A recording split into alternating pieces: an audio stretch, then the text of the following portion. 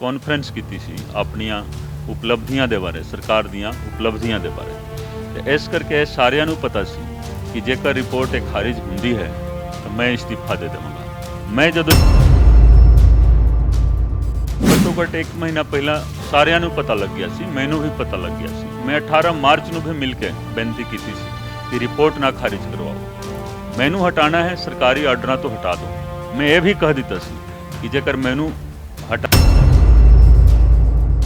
बनाया तो इन्हों का अलायंस हो गया सी अकाली दल के नाल। अकाली दल के नाल इन्होंने मिल के इलैक्शन लड़ना सी, हिडन अलायंस सीगा, मिल के मीनस कि ओपन नहीं। तो ही सारिਆਂ ਨੂੰ पता लग गया सी कि रिपोर्ट खारिज कराई जा रही है। मैं एक दिन पहला भी मानयोग चीफ मिनिस्टर साहब मिल के आया सी, उत्थे मानयोग DGP साहब भी आए सन, होर भी अफसर साहिबान सीगे। मैं बार बार यही बेनती की थी कि रिपोर्ट ना खारिज करवाओ, मैनू हटाना है मैनू हटा दो, आपने ऑर्डर रद्द रहे, रिपोर्ट ना खारिज हुए। लेकिन मैनू तो आश्वासन पंजाब अंदर कैप्टन अमरिंदर सिंह की सरकार जा चुकी है और चरणजीत सिंह चन्नी के CM बनने तो बाद कांग्रेस की नवी सरकार जी होंद विच आ चुकी है।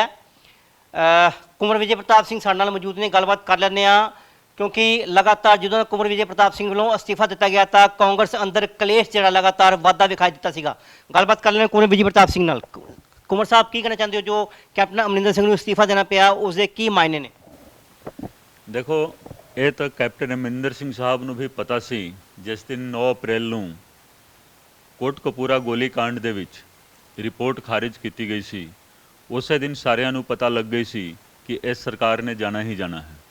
ਤੁਹਾਨੂੰ ਇਹ भी पता है कि ਜਦੋਂ ਇਹ रिपोर्ट खारिज की गई मैं अपना इस्तीफा दे दिता सी। एक IPS ਦੇ ਅਹੁਦੇ ਤੋਂ इस्तीफा देना कोई छोटी सी गल नहीं होंदी है। IPS करना जिन्ना औखा काम हुंदा है, IPS ਦੇ ਅਹੁਦੇ ਤੋਂ इस्तीफा देना उस नालों 100 गुना ज़्यादा मुश्किल का काम हुंदा है। लेकिन मैं इस्तीफा दे दिता।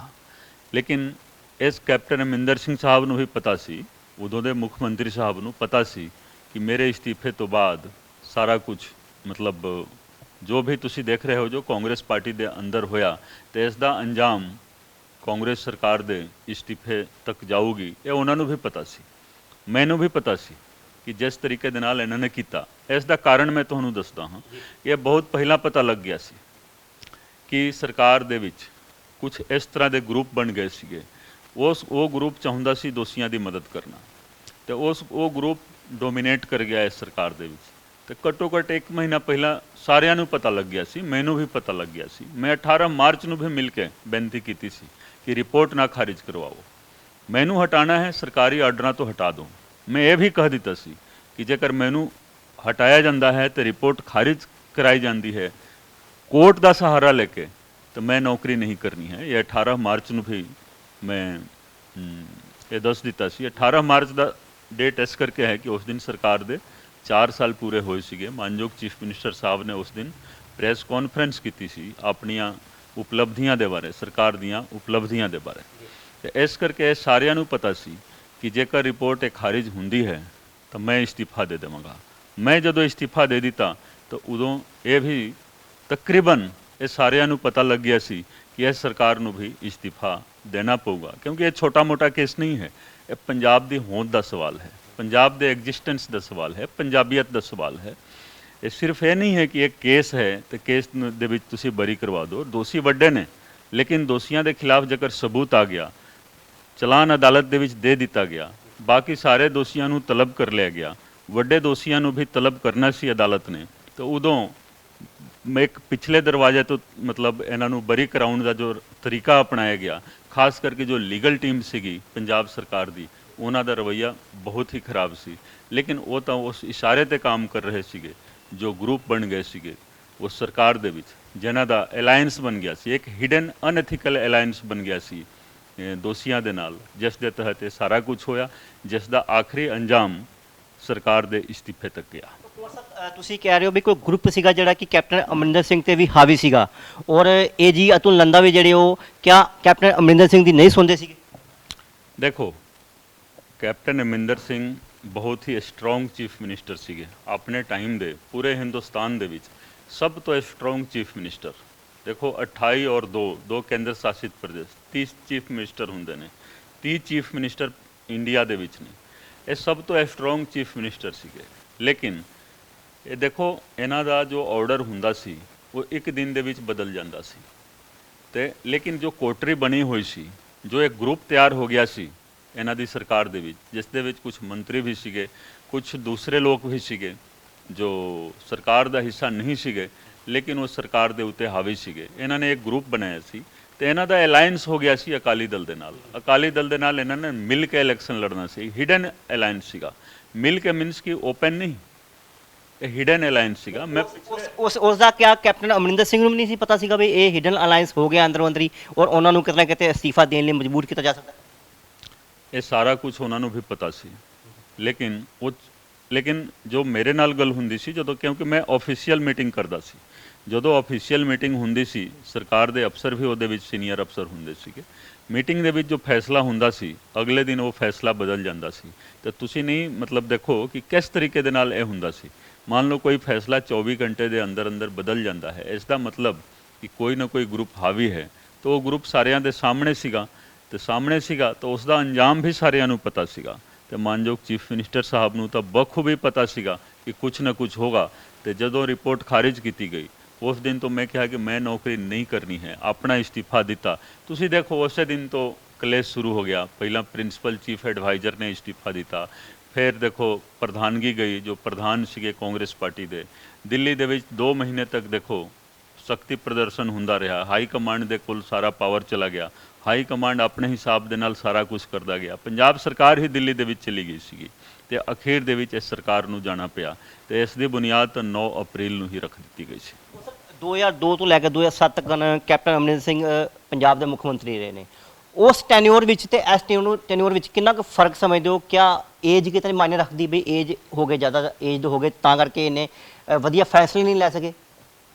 ਦੇਖੋ ਮੈਂ ਕੈਪਟਨ ਅਮਰਿੰਦਰ ਸਿੰਘ ਜੀ ਦੇ ਬਾਰੇ ਕੋਈ ਟਿੱਪਣੀ ਨਹੀਂ ਕਰਨਾ ਚਾਹੁੰਦਾ ਹਾਂ। ਉਹਨਾਂ ਦੇ ਪਹਿਲੇ ਟੈਨਿਓਰ ਤੇ ਦੂਸਰੇ ਟੈਨਿਓਰ ਦੇ ਬਾਰੇ, ਉਹ ਉਦੋਂ ਵੀ ਚੀਫ ਮਿਨਿਸਟਰ ਸਨ, ਹੁਣ ਵੀ ਚੀਫ ਮਿਨਿਸਟਰ ਸਨ। ਉਸ ਟੈਨਿਓਰ 'ਚ ਉਹਨਾਂ ਨੇ ਬਾਦਲਾਂ ਨੂੰ ਜੇਲ੍ਹ ਅੰਦਰ ਸੁੱਟਿਆ ਸੀਗਾ।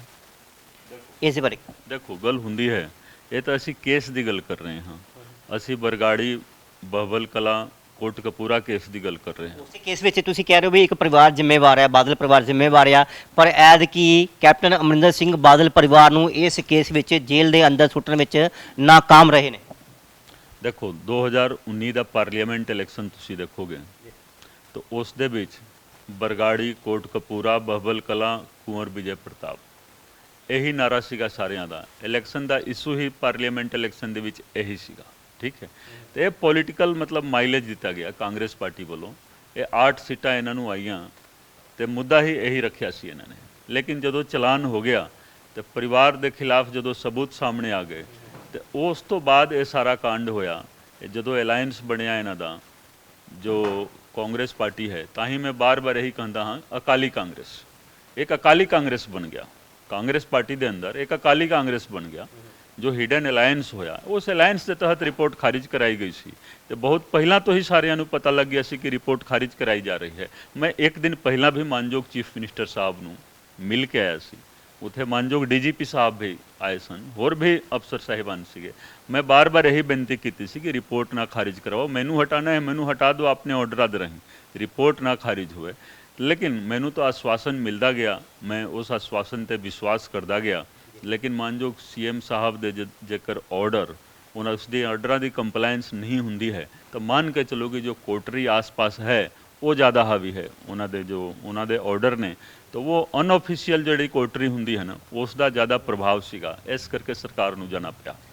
ਇਹ ਸਾਰੇ ਸਿਨੈਰੀਓ ਵਿੱਚ ਜਿਹੜੇ ਏਜੀਸੀ ਅਤੁਲ ਨੰਦਾ ਉਹ ਕਿੰਨੇ ਕੁ ਜ਼ਿੰਮੇਵਾਰ ਨੇ?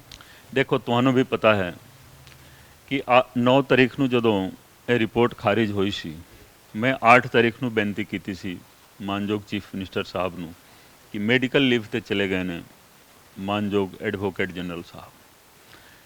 ਤੇ ਇਹ ਤਾਂ ਹੋ ਸਕਦਾ ਸੀ ਨਾ ਕਿ ਜਦੋਂ ਅਗਲੇ ਦਿਨ ਸੁਣਵਾਈ ਸੀਗੀ, ਕੋਈ ਵੀ ਵਕੀਲ ਪੇਸ਼ ਹੋ ਕੇ ਇਹ ਬੋਲ ਸਕਦਾ ਸੀ ਕਿ ਐਡਵੋਕੇਟ ਜਨਰਲ ਸਾਹਿਬ ਬਿਮਾਰ ਨੇ, ਮੈਡੀਕਲ ਲੀਵ ਤੇ ਨੇ ਤੇ ਇਸ ਕਰਕੇ ਡੇਟ ਦੇ ਦਿੱਤਾ ਜਾਵੇ। ਕੋਈ ਵੀ ਅਦਾਲਤ ਮਤਲਬ ਇਸ ਗਰਾਊਂਡ ਦੇ ਉੱਤੇ ਨਾ ਨਹੀਂ ਕਰਦੀ ਹੈ। ਅਦਾਲਤ ਨੂੰ ਪਤਾ ਹੈ ਕਿ ਹਾਂ ਜੇਕਰ ਜੈਨੂਇਨ ਕੌਜ਼ ਹੈ ਤਾਂ ਡੇਟ ਮਿਲ ਜਾਂਦਾ ਹੈ। ਇਸ ਕੇਸ ਦੇ ਵਿੱਚ ਦੇਖੋ ਸਰਕਾਰ ਦੇ ਵਾਸਤੇ ਇਹ ਅਹਿਮ ਕੇਸ ਸੀਗਾ, ਕਿਉਂਕਿ ਇਹ ਸਰਕਾਰ ਜਦੋਂ ਆਈ ਸੀ ਨਾ ਉਹ ਸਰਕਾਰ ਵੀ ਆਈ ਸੀਗੀ ਐਸੇ ਮੁੱਦੇ ਦੇ ਉੱਤੇ। 3-4 ਮੁੱਦੇ ਸੀਗੇ ਮੇਨ ਮੁੱਦੇ, ਜਿਸ ਦੇ ਵਿੱਚ ਨੰਬਰ 1 ਤੇ ਇਹੀ ਮੁੱਦਾ ਸੀਗਾ। ਤੇ ਜੇਕਰ ਤੁਹਾਡਾ ਸਭ ਤੋਂ ਅਹਿਮ ਕੇਸ ਹੋਵੇ ਤੇ ਤੁਹਾਡੇ ਐਡਵੋਕੇਟ ਜਨਰਲ ਨਹੀਂ ਹਨ ਤਾਂ ਤੁਸੀਂ ਡੇਟ ਵੀ ਨਹੀਂ ਲੈ ਰਹੇ ਹੋ। ਇਸ ਦਾ ਮਤਲਬ ਹੈ ਕਿ ਕੁਛ ਨਾ ਕੁਛ ਅੰਦਰ ਅੰਦਰ ਚੱਲ ਰਿਹਾ ਹੈ। तो जो अंदर अंदर चल रहा है, तो मैं मतलब ये नहीं कह रहा है कि हाँ जो सीधे सीधे कोई एक आदमी की जिम्मेवारी नहीं है। जिम्मेवारी किस चीज़ की है? जिम्मेवारी ये है कि इन्हों का जो हिडन अलायंस बन गया सी अकाली कांग्रेस की जिम्मेवारी है जी। ये अकाली कांग्रेस जो बन गया सी, कांग्रेस पार्टी एग्जिस्ट नहीं करती है, आज भी नहीं करती है कांग्रेस पार्टी। ये अकाली कांग्रेस का हिडन अलायंस जोड़ा होया सी, उस दे तहत ये सारा कुछ कराया गया। तो जो लीगल टीम सीगी उन्हों का रवैया भी वधिया नहीं सीगा। मैनू ये लग रहा सी बार बार, मैं पहला भी बार बार बोल चुकिया हाँ, ये आज मैं नहीं बोल रहे हैं, कि मैनू महसूस ही नहीं हुंदा सी कि ये सरकारी मतलब पक्ष की पैरवाई हो रही है। ये दोषियों का पक्ष ज़्यादा मतलब लिया जाता सी, सरकारी पक्ष के जेड़े जो लीगल टीम सीगी उन्होंने बोलो। तो ये सारा कुछ क्लीयर सी कि इन्हों की मनसा की है, ये की चाहुंदे ने। तो इस करके देखो रब की भी एक अदालत हुंदी है। मैं उदों भी कहा सी 13 अप्रैल का जो मेरा फेसबुक पोस्ट तुसी देखोगे तो मैं रब की अदालत के बारे भी कहा सी कि मैं अपनी अपील गुरु गोबिंद सिंह जी की अदालत के विच पा दी है। तो मेरिया नज़रां दे विच उस तो बड़ी कोई अदालत नहीं है इस हिंदुस्तान दे विच, खास करके इस केस दे विच, क्योंकि इस केस की बुनियाद जो है गुरु ग्रंथ साहब जी की बेअदबी के नाल संबंध रखती है। तो जो कुदरत की अदालत है ना जी, जो कुदरत की अदालत है वो भी अपना फैसला सुनाउंदी है। तो उस अदालत तो कोई बच नहीं पाउंदा है। ਤਾਂ ਹੀ मैं कहा कि मैन प्रपोजेज गॉड डिस्पोजेज। तो थल्ले लोग बहुत स्कीमां जरूर बनाउंदे ने, स्ट्रैटजी बहुत बनाउंदे ने, लेकिन जो अंजाम हुंदा है वो कुदरत की मर्जी के नाल हुंदा है, वो परमात्मा की मर्जी के नाल हुंदा है। वो अदालत सब तो वड्डी अदालत हुंदी है, तो वो बहुत छेती इंसाफ करती है। तो इस करके उस इंसाफ का भी मैं बार बार ताही मैं कहा सी 13 अप्रैल नूं मतलब अपने फेसबुक पोस्ट दे विच कि मैनू उस अदालत ते भी बहुत ज़्यादा भरोसा है। एक होर गल सामने आ रही है, ये कोई अजिहा व्यक्ति जिहड़ा एडवोकेट जनरल बनाया जा रहा, जिहड़ा कि बरगाड़ी ते कोट कपूरा गोलीकांड विच दोषी दा वकील भी रहा। देखो सोशल मीडिया ते इस तरह की जरूर खबर आ रही है कि कोट कपूरा बहबल कलां केस दे विच जो दोषियों के वकील सीगे उन्हां नूं एडवोकेट जनरल बनाउण की तैयारी की जा रही है। जेकर इस तरीके दे नाल हुंदा है तो नवीं सरकार की मनसा भी क्लीयर हो जाएगी। लेकिन जदों तक मतलब अपॉइंटमेंट नहीं हुंदा है कोई टिप्पणी असीं इहदे उत्ते नहीं कर सकते, क्योंकि जो सोशल मीडिया ते गल आ रही है उस दे उत्ते असीं बहुत ज़्यादा विश्वास नहीं करते। लेकिन इस तरह की गल हुंदी है तो तुसीं देख लो कि नवीं सरकार की मनसा की है, क्योंकि दोषियों का वकील जेकर एडवोकेट जनरल बनता है तो ये केस तो खत्म ही हो गए। इस तरीके दे नाल इंसाफ तो कदे भी नहीं मिल सकता है। इस करके जेकर इस तरीके की गल है भी तो मैं तो यही बेनती करांगा सरकार नूं कि दोषियों के वकीलों नूं एडवोकेट जनरल ना बनाया जाए। नवीं सरकार जिहड़ी बनी है पंजाब अंदर हुण जो नवे चेहरे आए ने कांग्रेस के जिहड़े नवे चेहरे आए उन्हां तों की अपेक्षा है तुहानूं? देखो ये चेहरे सारे पुराने ने, ये पुराने सिस्टम दे ही मतलब सारे व्यक्ति उस पुराने सिस्टम दे ने।